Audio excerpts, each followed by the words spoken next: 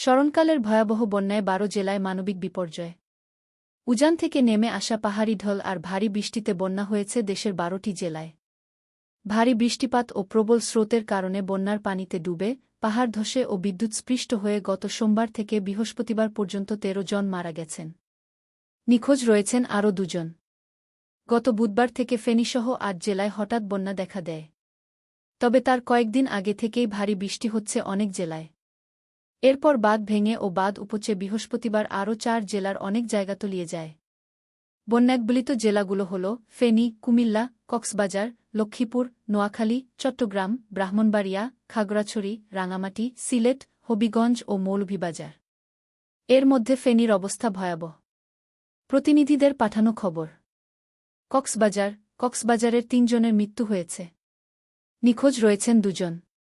সোমবার সকালে কক্সবাজারের মহেশখালীতে ভারী বর্ষণে পাহাড় ধসে আব্দুস শুক্কুর নামে এক ব্যক্তির মৃত্যু হয়েছে। এ সময় তার মেয়ে মোস্তফা খানম গুরুতর আহত হয়েছেন। কক্সবাজারের রামু উপজেলায় ঢলের পানিতে ভেসে গিয়ে ২ ব্যক্তির মৃত্যু হয়েছে। এছাড়া আরও ২ জন নিখোঁজ রয়েছেন। মৃত ব্যক্তিরা হলেন রামু উপজেলার গর্জনিয়া ইউনিয়নের পূর্ব জুমছড়ি এলাকার ছৈয়দ হোসেনের ছেলে আমজাদ হোসেন এবং ঈদগড় ইউনিয়নের বৈদ্যপাড়ার চচিং রাখাইন। নিখোঁজ ব্যক্তিরা হলেন গর্জনিয়া ইউনিয়নের ছালেহ আহমদের ছেলে রবিউল আলম এবং ফতেখারকুল ইউনিয়নের লম্বরিপাড়া এলাকার নুরুল কবিরের ছেলে মো. জুনাইদ। চট্টগ্রাম, বৃহস্পতিবার রাতে হাটহাজারীতে বন্যাদুর্গত এলাকায় বিদ্যুৎস্পৃষ্ট হয়ে মো. জিয়াউর রহমান সাকিব নামের এক যুবকের মৃত্যু হয়েছে। ঘরে বন্যার পানি ঢুকে গেলে সাকিব আইপিএসের সংযোগ খোলার সময় বিদ্যুৎস্পৃষ্ট হয়ে মারা যান। কুমিল্লায় বৃষ্টি ও বন্যার প্রভাবে ৩ দিনে ৬ জনের মৃত্যু হয়েছে। এর মধ্যে বৃহস্পতিবার সন্ধ্যায় লাকসাম উপজেলায় খালিদ মাহমুদ নামে এক আলিম পরীক্ষার্থী বিদ্যুৎস্পৃষ্ট হয়ে মারা গেছেন। তিনি বন্যার্তদের জন্য পানি পৌঁছে দিতে গিয়ে বিদ্যুৎস্পৃষ্ট হন।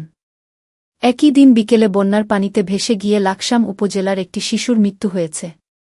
লাকসাম উপজেলার নির্বাহী কর্মকর্তা আল আমিন হোসেন এ তথ্য নিশ্চিত করেছেন।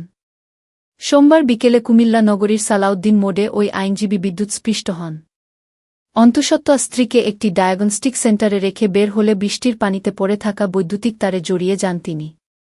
এতে ঘটনাস্থলেই তার মৃত্যু হয়। বুধবার চৌদ্দগ্রামে বন্যার পানিতে মাছ ধরার সময় মাথায় গাছ পড়ে শাহাদাত হোসেন ৩-৪ নামের এক প্রবাসীর মৃত্যু হয়েছে। বুধবার বিকেলে বৃষ্টির মধ্যে বৈদ্যুতিক পিলারে বিদ্যুৎস্পৃষ্ট হয়ে রাফি নামে এক কিশোরের মৃত্যু হয়েছে।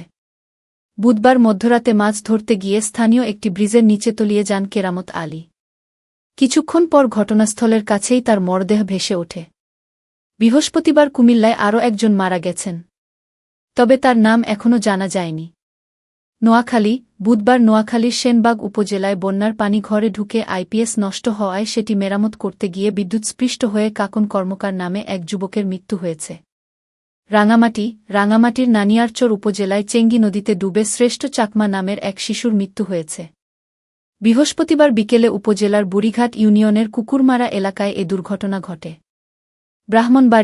ব্রাহ্মণবাড়িয়ার আখাউড়া উপজেলায় পাহাড়ি ঢলের পানিতে তলিয়ে সুবর্ণা আক্তার নামে এক অন্তঃসত্ত্বা নারীর মৃত্যু হয়েছে। বুধবার ঘরে পানি ওঠায় পাশের বাড়ি যাওয়ার সময় হোঁচট খেয়ে একটি গর্তে পড়ে ডুবে যান তিনি।